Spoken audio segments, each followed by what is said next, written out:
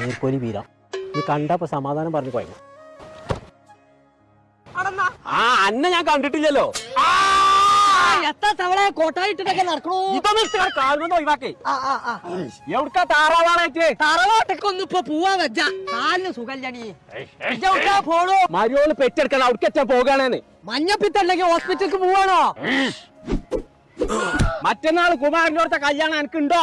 മത്തം കുത്തിയ കുമ്പളം മുറക്ക് എത്തൊക്കെ കോയേജ് പറയണേ.